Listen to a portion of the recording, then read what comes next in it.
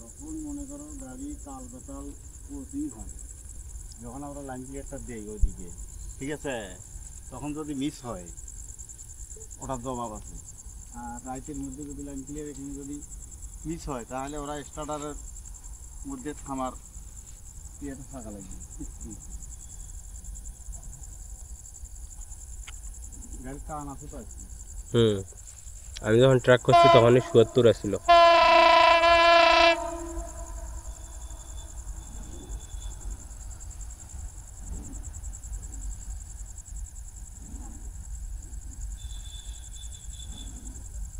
সেদিন দেখছি রংপুরের টান, এদিন বাকি এত টান টানছি রংপুর।